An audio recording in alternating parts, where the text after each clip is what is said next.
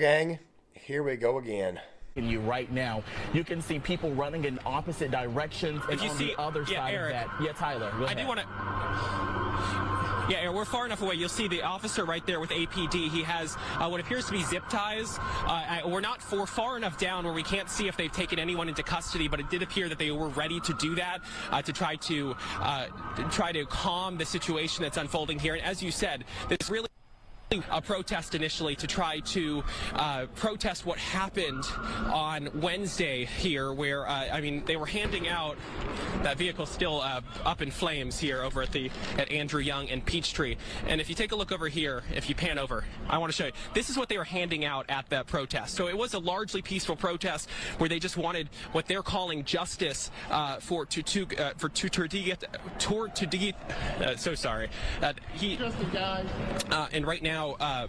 You'll see, basically, they want justice for him after the shooting that happened when the Atlanta police and the different law enforcement agencies were raiding the forest over there to try to basically clear out the forest after everything that was going on. We're all related to this. It was entrenchment. Mostly peaceful protests, but cop cars are on fire, and of course you're seeing some of this stuff here that I'm actually putting up in the cutaway here. Gang, this video right here, we're going to be discussing this, just providing a little bit of background on this whole situation. And then I'm going to also give you guys a couple of updates. Of course, this video right here is being made on Sunday, but it's going to come out on Monday relatively early. It's the only video that I plan on putting out because I've got a couple of projects that I'm working on this week. One of those, of course, is going to be a final thoughts on the whole Daily Wire Steven Crowder ordeal, especially with all the info coming out. And I kind of want to make that right there a much, much larger project because, of course, he's going to be talking on Monday night on Timcast, and we're going to be hearing more from his side. Now, make sure you guys stick around for that. But to my new subscribers, thank you guys for subscribing. Let's go ahead and make this entire thing work. Now, let's talk about this. So Antifa, we already know who these people are. As a matter of fact, I actually did a video on this like a month and a half ago. That's on Gear Issue 33, how they were actually starting this crap up in Atlanta down there at, I think it's called Cop City, a training facility for cops. Don't worry, I will leave that video in the description box. Also, the link to the channel will be there as well, so that way you guys can kind of check out what's going on there. I have a project coming out today, supposed to be released tonight. It's going through the restriction phase right now, only the movie Fury. But with that there being said, let's go ahead and get back on topic. So, Antifa's upset. Antifa's been protesting this whole Cop City thing for a while. The other day, they got into it with the cops, and they took a shot at a state trooper, and one of their guys, of course, one of the Antifa guys, got killed in the process. I don't know if you guys know this or not, but this is real life. Okay, I've been saying this to Antifa for a while. You see, Antifa has got this habit of doing things in cities like, say, Portland and Seattle, and of course, in very, very blue areas, which Atlanta, by the way, is a blue city. It is a blue area. Let's just go ahead and get that out of the way. But the thing about Atlanta is this right here. Keisha Lance Bottoms is no longer the mayor, and we're probably going to rant a little bit about the 2020 riots down there in that city, okay? Now, here's the thing. Keisha Lance Bottoms is not the mayor. The Atlanta Police Department is going to do a little bit more without her holding them back. So you got to ask yourself a question. If this right here was, in fact, an actual war, if this right here was a situation where things were, let's just say, on the nuttiness boogaloo side of things, don't you think that maybe being in an area that's not going to put up with your crap, unlike, say, Portland or unlike Seattle, don't you think that right there may go bad for you? I mean, yeah, they're burning down stuff, but they're also getting arrested like crazy. They're also getting zip-tied like crazy. The city of Atlanta is not going to put up with this. This right here is not the 2020 Summer of Love. This right here is not the Chaz Chop Autonomous Zone, wherever the hell that bullcrap was. This right here is the Atlanta City Police Department. And it is because of that I don't suspect this thing going too much longer. It'll probably go through probably a small little fizzle tomorrow sometime, Monday. But for the most part, this little thing is going to end pretty quick. As a matter of fact, it's already turning on the rioters themselves. You see, like I said before, you're now in the South.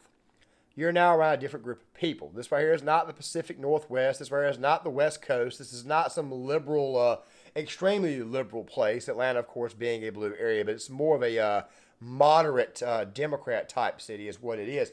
These types of people in Atlanta are not going to put up with this crap, and you're already seeing that the cops, once again, they don't have the handcuffs on them. They've got the handcuffs off, and they're actually being allowed to do their job. people in Atlanta remember the riots in 2020. They were probably very happy that Keisha Lance Bottoms eventually did not seek another term. They were, I would say, probably jovial that she did not seek another term because of her that the whole entire ordeal in 2020, the George Floyd riots, the riots, of course, after Rolfe, those riots went completely out of hand, mostly under her watch because, well, she kind of sort of allowed it to happen. So, to Antifa, let me just go ahead and say this to you. As I said before, now that's going to be a bit of a repeat of what I said in the first two edited segments of this video. You're not in Portland anymore. You're not in an area where the cops are going to do, guess what? Let you do whatever the hell you want. You're not in Seattle. By the way, that one in Seattle was absolutely hilarious because the mayor didn't do anything until the rioters came to her front porch and started camping out on her lawn. This right here is not the same as Portland or as Seattle. These cops down in Atlanta, they are not going to put up with it, and they will fight back. And as you guys can see, Comeuppance is one hell of a bitch. Now, that right there being said, let me go ahead and transition to the second half of this video. Well, gang, I kind of want to preview the week just a little bit, and I also want to talk a little bit about this whole Crowder DW situation a little bit more because obviously some people are going to like your content, they're going to like what you have to say, and some people are not going to like it. But we need to address that right there too. Okay, now first some updates. This week there's going to be 2 projects out. One of course is going to be on that one. We're hoping to have the How the Media Manipulates. We're hoping to have that project out. I'm hoping to have not only the project on Fury out today on Gear Issue 33, which is supposed to come out at 6 o'clock tonight. I also hope to have the one that I had planned on Colonel Nathan R. Jessup and a Few Good Men. I hope to have that one out this week as well. Now, just giving you guys some previews on some of the projects that we have going on. Another project that I'm looking to do is one on the Second Amendment. As a matter of fact, I've already gotten that particular script somewhat pre-written, but I need to go ahead and finish it off. It's not going to be that long as far as language is concerned. It's mostly going to be factual reasons why it is that you need a gun and some actual origins of where it was that the Second Amendment came from or the idea of it came from or why it was that the Founding Fathers chose to put that in place. I also did a video the other day on Geraldo Rivera. I'll link this right here in the description box about how he felt on the AR-15 and why it is I think that the Second Amendment may not be as much of a deterrent against tyrannical government as it is a deterrent against tyrannical idiots. I kind of explained that in that video as well. Now, guys, let me give you guys a few quick thoughts on this situation. Now, many people are going about the whole DW Crowder situation like, oh my God, he planned this crap. Oh my God, he set him up. Yeah, after 2 months of negotiations and you keep looking at the contract or the offer that they've given you and you keep seeing that this entire thing is full of provisions that state that big tech can shut you down, that the Pinko people can come in and boycott you, you're basically inviting that in. And of course, Ben Shapiro's little spiel the other day on on Friday I thought was hilarious because obviously the guy's body language and of course the fact that he basically had Jeremy Boring's shaft all the way down his throat the entire process while at the same time trying to advertise for another company in that segment I thought was absolutely hilarious. And don't worry, we'll be talking about that more on Wednesday. But I do got to say this right here in regard to Candace Owens, as bad as she looked the other night on Timcast IRL. You see, Nick Rekieta did some looking into that contract, and he also watched the same Timcast IRL special that I watched, and well, he had this right here to say. Candace, I'm talking to you. The thing you should be most mad about is that Daily Wire lowballed you, and you didn't even know. You probably thought that you played it real big with your attorney. Oh, yeah, we negotiated out those bad terms. We did this, we did that. And you're realizing in real time right now that you got played by Daily Wire. You got played. And you didn't know it. Because the next words out of your mouth were they discovered me when I was a young talent on YouTube. Crowder was advocating for your failure. He was trying to protect the next Candace Owens, and you're too fucking dumb to realize it. Yeah, and I tend to agree. Crowder was kind of protecting you, whether you know it or not. So I think it's great that you went up there and made a complete ass of yourself on Timcast IRL, and not to mention the ABLs and the Brandon Tatums, the Simps. They had some things to say, but don't worry, we'll cover that there on Wednesday, guys.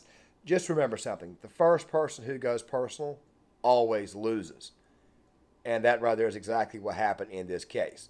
Crowder, of course, he said his piece. Didn't name any names, didn't say a company. Daily Wire comes out the next day, reveals themselves, boring towards the end of the actual spiel. He goes out of his way to say that Steven Crowder is a talented person, but he's not a businessman. He doesn't understand business. He doesn't know business. Then you got Ben Shapiro insulting him, and then you got Candace Owens insulting him, and then Crowder comes out later on that night, unveils the phone call or bits of the phone call, and does not name anybody by name, and even compliments three separate people at the Daily Wire. Of course, this area was after Candace Owens and Ben Shapiro went completely personal. And then, of course, Candace Owens decided to go on Timcast IRL and be completely personal. And then to go on top of that right there, you've got the ABLs, you've got the dumbasses like Brandon Tatum out here obviously siding with her without even realizing that what the hell they're siding with goes completely against their interests. Guys, John Claymore here. If you like the content, hit the like button, subscribe, share the video, sign off in the comment section, and I'll see you guys later. Body like that, the Petey Weenie arms, and the skinny Weenie legs, and that oh so turkey looking neck.